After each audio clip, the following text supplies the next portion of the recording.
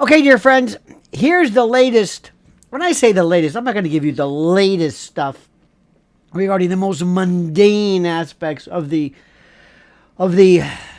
sad to say, the Nancy Guthrie kidnapping, abduction, disappearance, whatever you want to call it. Because let me tell you what's going to happen. And I want you to think about this before we get to this big story, which you're not going to believe. What if one day they say, well, that's it? What if the kidnappers or whoever says, you know what, this is too hot, forget it. We'll just dispose of, I'm sorry to say, Mrs. Guthrie. We'll do our thing. We'll move on. We'll go elsewhere. We'll just go home. Don't forget the Bitcoin. Just cut our losses. They will kill us if they find us. We're done. We're finished. We're through. And let's say it just goes away. Case unclosed. No closure. This almighty closure. What if they just said, that's it? A week goes by, 2 weeks, a month. Harvey Levin doesn't get any more emails. Nothing. Sheriff Nanas and others sit back and say, well, I guess that's it. Think about that. Your mother, like a lot of parents, like Eitan Pates and kids who were abducted. What if their mother just is removed? Just removed. Never to return. Never to be reunited again. There's a real possibility to that. Because this thing has been so botched. Not only that, with amateurs and the like. But here's the story. Listen to this one. I couldn't believe this. I want to tell you about a story about Savannah Guthrie and her cousins when she was a kid staging, are you ready for this? Mock kidnappings. That's right, in Arizona.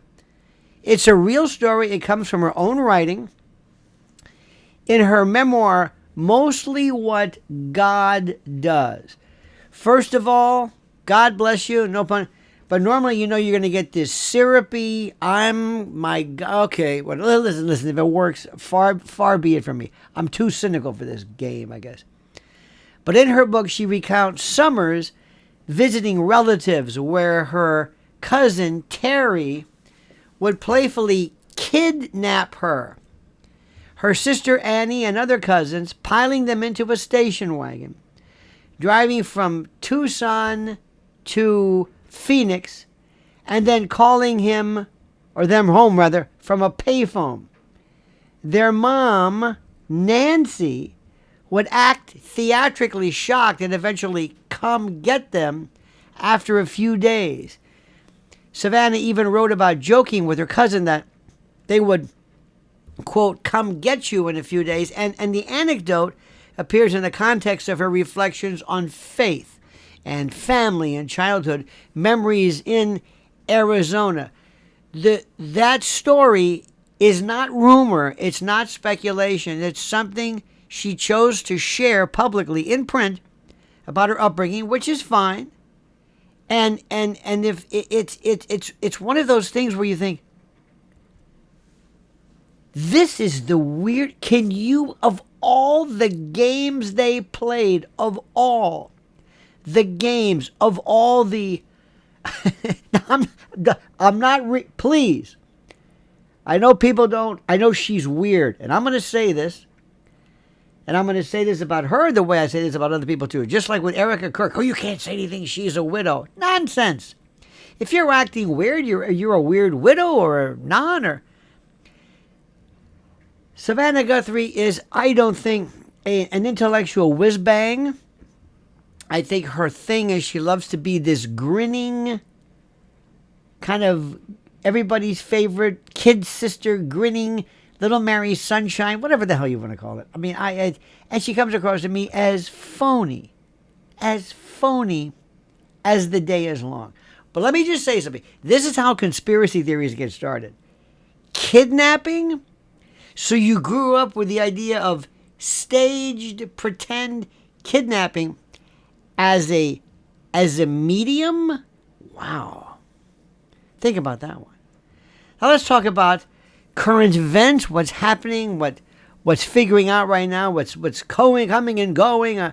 regarding allegations and regarding this case of Nancy. And I say this again. This is a woman who was abducted from her home. What if they never, ever solve this? What if they say, and again, I'm going to think about this. Day 1, day 2, week 2, month 2. That's it. They go cold and they say, okay. Nobody claims the Bitcoin. Nobody claims the money. They sell the house. It's weird. Just like, dare I say, so many parents have had to go through. Now, authorities right now, including the FBI, of course, are investigating, and family members, including Savannah, have made public pleas, for her safe return. I don't know what that does. Look, it couldn't hurt. Maybe it makes them feel better. And in the latest aspect of this investigation, the story is not personalities. It's the process, as they say, the procedure, the timelines, the evidence handling, investigative logic, and the friction points that can either sharpen a case or kill it or dull it or what have you. So if you look at the mechanics and talk about what the latest developments are in somewhat technical terms, there are some moves that look smart, others look risky, others look kind of stupid. And what's the next measurable proof point? Remember, proof of life. Remember, proof of life. What is proof of life? What does that even mean? Nobody even knows. Nobody even talks about that anymore. Now, one major development of sorts is a kind of a canvas operation that's more structured than it looks on camera.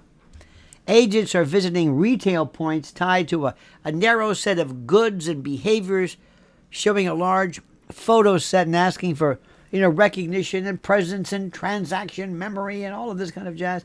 And the public hears that as they have 40 suspects. That's not what that necessarily means. It means operationally, I guess, it means a number of things, perhaps, maybe. A number of possibilities. The first possibility, it means a profile basically has been developed based on limited, descriptive features. It's been generated, then cross-referenced, one would think, against multiple databases. One would think, height, range, and weight, and build, and age ranges, and gait, and clothing, and silhouette, and any visible equipment cues. That yields a group of people, a candidate pool. You then have to push through the pool of sorts, the sampling, and you have to physically canvass, because the goal is not a perfect match. It's a single confirmable hit that becomes a thread, one might think. And by the way, don't feel bad if a lot of this is read backwards, because just like the Hubble expansion theory of the universe, what's going on now should have been done the day, or should have been the day after. Now, the second possibility is that the list that they're talking about isn't a suspect list, but a known contact list or something. People previously stopped, interviewed, cited, looked at again, logged near relevant locations, or people connected to either calls for service in a tight radius. And also keep in mind that a lot of this is not going to be shared with the FBI. A lot of this was done by the Sheriff Nanos, and that's the part. How do you should have coordination of that. And in this particular group, the group that they're trying to canvass or they're trying to deal with is less about identification and more about, verifying alibis and presence and patterns. They still have, believe it or not, a good group of people that they think might be connected. Remember, Tommaso isn't in that list. And the next possibility could be the list is perhaps part of investigative control, the equivalent of filler of an identification procedure, not a lineup in the strict legal sense, but maybe some kind of a practical method to reduce accidental suggestion, see what the witnesses actually recognize. Who knows? I think they're just sifting. They're going back on what they have because it's all been done. They've scoured the area. They've looked at they're running DNA matches.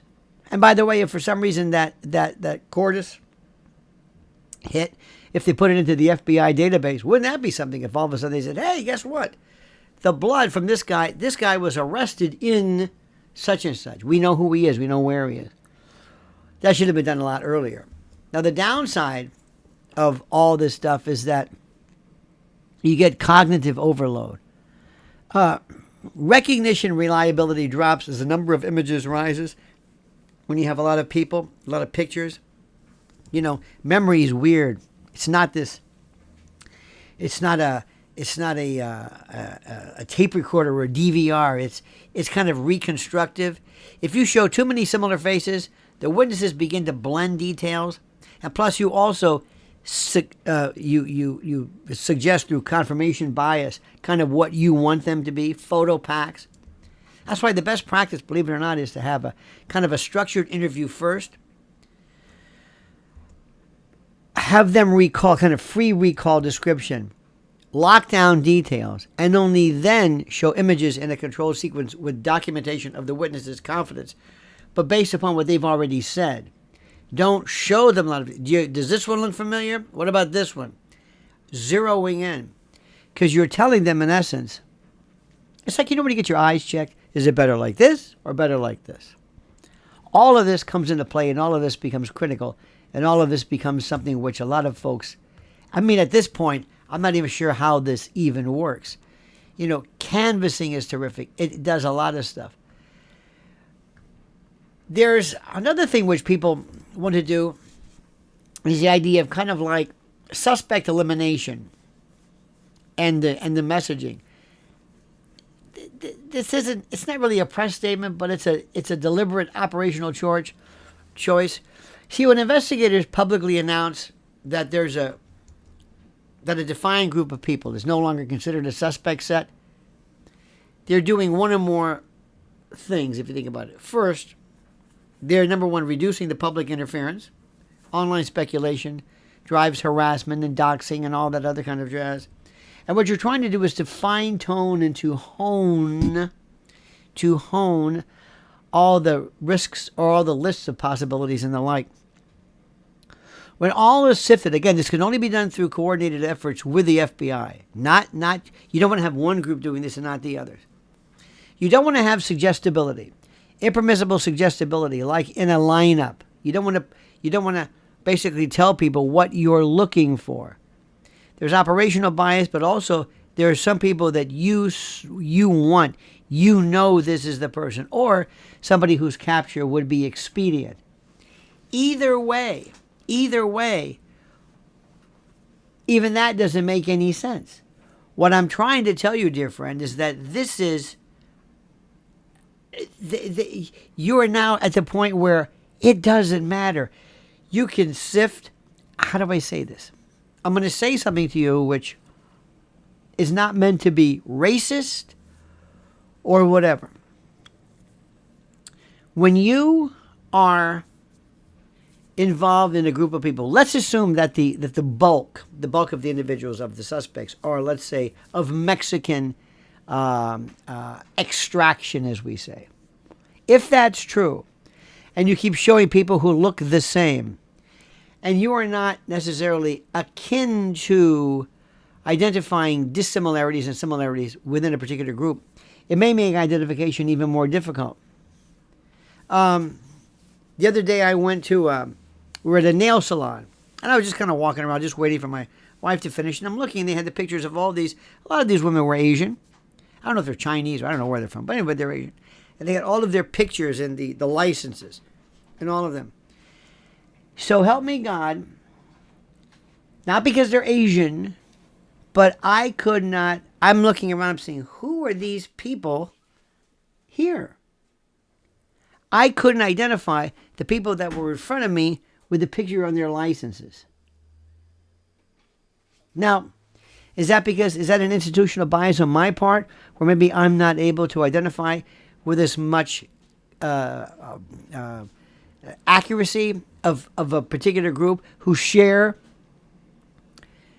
racial or ethnic similarities? I'm not trying to give you they all look alike thing, but how does this even work? You've got to understand how this is very, very, very, very serious. All of these factors kind of come into play here.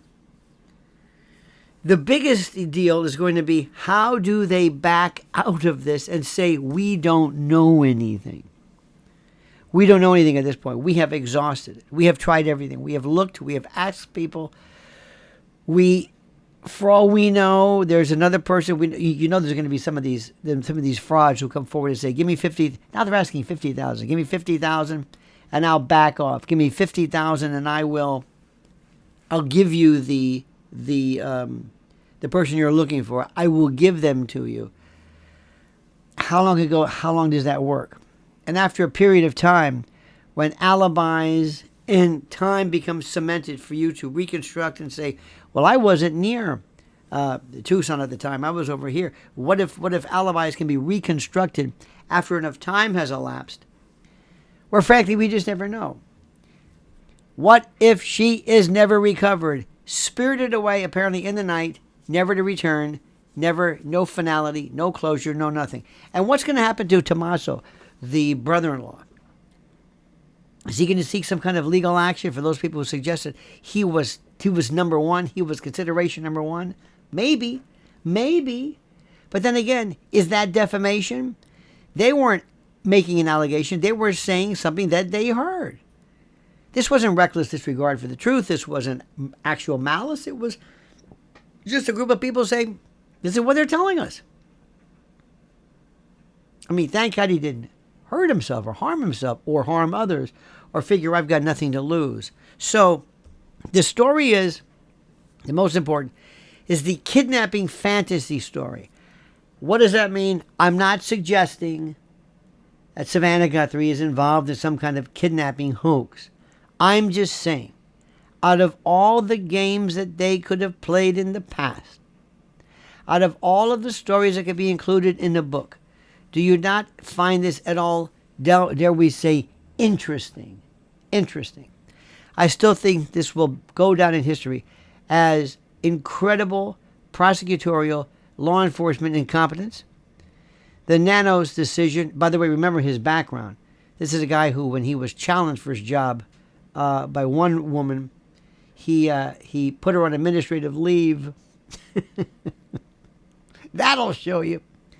This guy really thinks he owns this. Remember, these sheriffs, the sheriff in counties and in parts of the country hold a power that knows not any similarities that chiefs of police don't have, and sometimes mayors don't. So that's a whole other mindset too.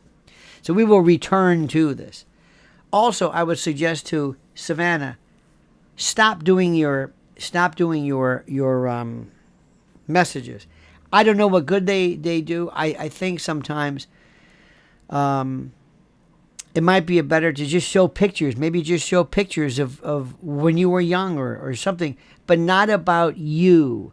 Not about these prophetic, strong statements about do the right thing. And no. Because, again, it doesn't matter what people really think, but I would always emphasize that it's about her, what a wonderful person she was and is, and not about you, not how you're handling it, not your look of concern, but this is our mother. This is who is missing. This is this wonderful, beautiful person. This is us when we were kids, to humanize the mother, not to humanize Savannah, which is remember,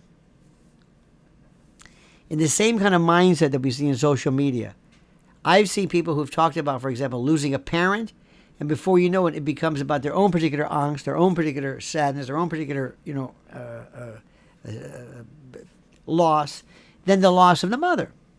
I saw somebody one time at a hospital take a selfie with their mother's hand kind of sticking out of the blanket or out of the sheet, looking, covered in IVs and purplish, and the selfie was themselves looking sad and despondent and morose, and it's disgusting.